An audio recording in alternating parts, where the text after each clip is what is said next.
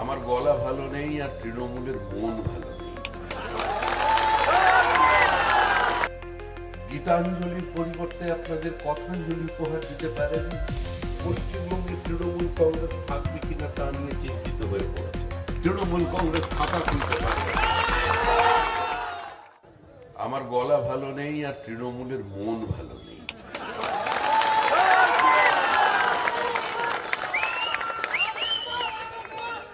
যিনি রবীন্দ্রনাথের গীতাঞ্জলির পরিবর্তে আপনাদের কথাঞ্জলি উপহার দিতে পারেন, যিনি গীত বিতানের পরিবর্তে কবিতা বিতান লিখে দিতে পারেন, আমাদের সেই মুখ্যমন্ত্রীর মন ভালো নেই, মন ভালো নেই।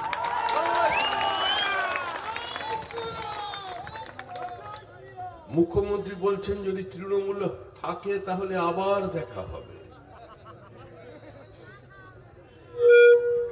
মাত্র কয়েকদিন আগে যিনি নরেন্দ্র মোদীকে কেন্দ্রের গদি থেকে গদিচ্যুত করে দিচ্ছিলেন, তিনি এখন পশ্চিমবঙ্গে তৃণমূল কংগ্রেস থাকবে কিনা তা নিয়ে চিন্তিত হয়ে পড়েছেন। কারণ আমাদের যিনি মুখ্যমন্ত্রী তিনি কোনো প্যারাট্রুপের পলিটিশিয়ান নন, তিনি কোনো সোনার চামচে মুখে নিয়ে জন্মগ্রহণ করেননি, কোন বিরাট কংগ্রেসী নেতা মন্ত্রীর পরিবারের সদস্য না হয়েও একটি সাধারণ অবস্থা থেকে সংঘর্ষ করে একদম গলি থেকে রাজপথে পৌঁছেছিলেন, রাজপথ থেকে রাজ্যের মুখ্যমন্ত্রী হয়েছেন। তিনি মাটি চেনেন, মাটির গন্ধ জানেন। মুখ্যমন্ত্রী জানেন দার্জিলিং এ তৃণমূল নেই।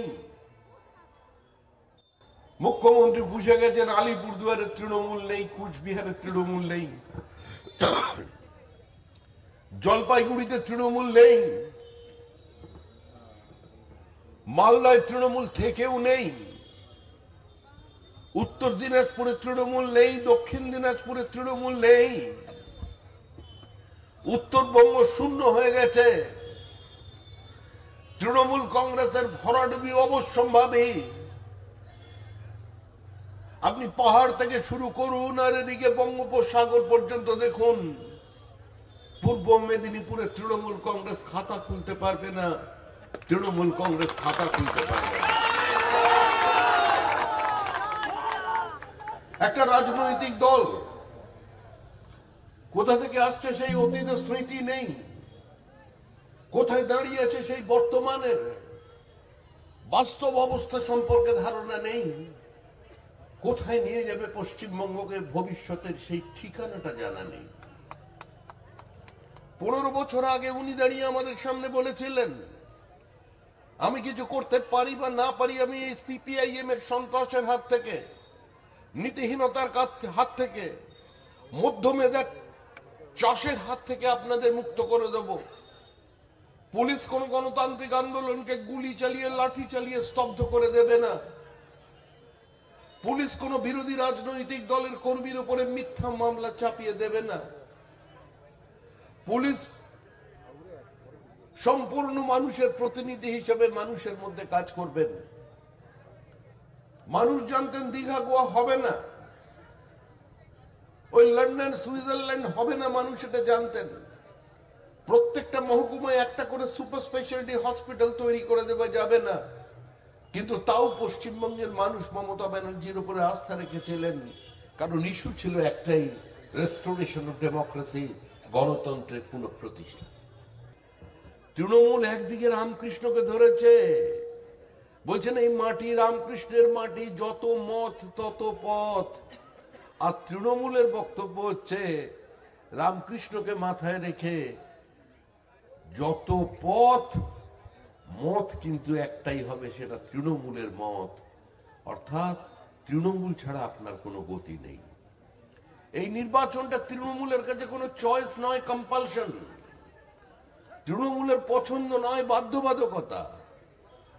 তৃণমূল নির্বাচনে অংশগ্রহণ করেছে, তৃণমূল জানে তৃণমূল নেই।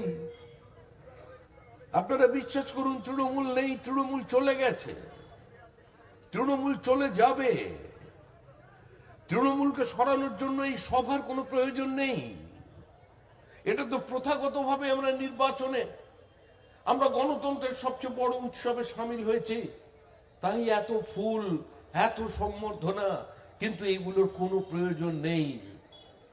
বিশ্বাস করুন, কোনো সভার প্রয়োজন নেই, কোনো বন্দুকের প্রয়োজন নেই, কোনো লাঠির প্রয়োজন নেই, বোমার প্রয়োজন নেই, কোনো কদর্য শব্দ চয়নের প্রয়োজন নেই, কোনো আক্রমণাত্মক বক্তব্যের প্রয়োজন নেই।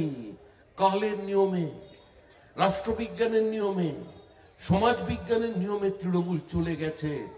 সমাজ বিজ্ঞানের নিয়মেই তৃণমূল নিশ্চিত রাজনৈতিক মৃত্যুর দিকে ধীরে ধীরে এগিয়ে যাচ্ছে। তৃণমূলকে খালি না বলতে হবে না। তৃণমূল মানে না আপনার বুথে, না আপনার পাড়ার চায়ের দোকানে, না আপনার খেলার মাঠে, না আপনার বাড়ির দরজায়, না আপনার বাড়ির সামনের রাস্তায়, না আপনার হাই রোডে দাঁড়িয়ে, না। তৃণমূল মানে না, নো মিন্স নো। তারপরে যদি তৃণমূল চলে না যায়, কানে কানে বলে দিন ঘুম পেয়েছে, বাড়ি যা। পৃথিবীর কোন শক্তি তৃণমূল কংগ্রেসকে বাঁচিয়ে রাখতে পারবে না। বাংলা হান্টের আরও খবর দেখতে নজর রাখুন। বাংলা খবর মানেই বাংলা হান্ট।